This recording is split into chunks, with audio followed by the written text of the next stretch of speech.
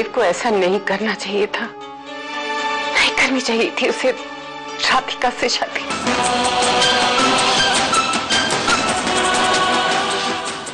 कैसी बातें कर रही हो तुम? देव राधिका से प्यार करता है।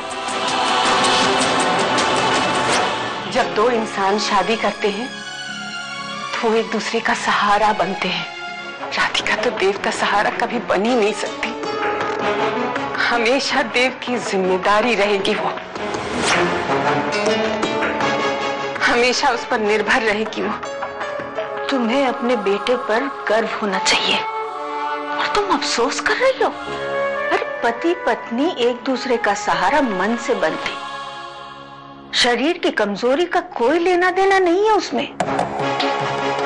और तुम देख लेना, हमारी छोटी बहू देव की शक्ति भी बनेगी और भाग्य लक्ष्मी भी।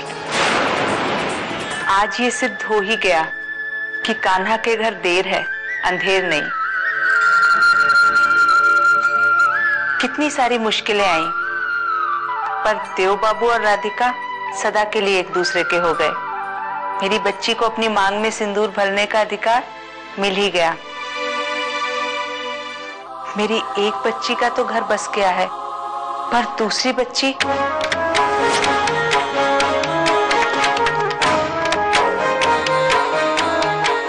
बिटिया, अब मैं तुझे लाख रोकूं, पर तू तो कल मुंबई चली ही जाएगी ना? नहीं नहीं माँ, मैं मुंबई नहीं जाऊंगी। सच? आप बाबूजी को मना लीजिएगा, लेकिन मुझे सिर्फ यहाँ 2 दिन रुकने की इजाजत दिलवा दीजिए। 2 दिन में सब ठीक हो जाएगा। क्या ठीक हो जाएगा बिटिया? पता ना विशाखा, मेरा मन बहुत घबरा रहा है। अब ऐसा कुछ नहीं है माँ। मैं बस यही कह रही थी कि जितना हो सके मैं आप लोगों के साथ समय बिता सकूं। बिटिया, मैं नहीं जानती कि मैं उन्हें 2 दिन के लिए भी मना पाऊंगी या नहीं, पर हाँ, मैं प्रयास अवश्य करूंगी। तुम दोनों को बुरी नजर से बचाने के लिए मैं तो अपना सब कुछ निछावर कर सकती हूँ। वो तो वैसे ही हो जाएगा दादी माँ, हॉस्पिटल के बिल्स तो आने दीजिए। बड़ी बहू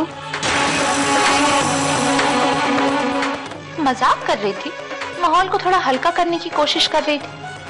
और वैसे भी मेरे देवर की शादी हो गई, यहाँ हॉस्पिटल्स में पुरोहित खानदान की शादी हो गई, फिर भी इसका मतलब ये तो नहीं कि मैं अपने शादीशुदा देवर के साथ जरा सी छेड़छाड़ भी नहीं कर सकती। राधिका के डिस्चार्ज पेपर मैंने तैयार करा लिए हैं, अब आप इन्हें घर ले जा सकते हैं, पर ट्रीटमेंट जारी रहेगा डॉक्टर बेदी के सुपरविजन में। जी ठीक है, ये लीजिए डिस्चार्ज पेपर। Thank you.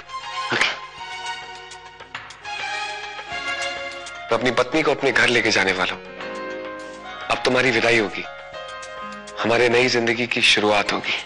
मैं चाहती हूँ मेरी विदाई मेरे घर से हो। पर उस मनहूस जगह से विदाई करना ठीक होगा क्या?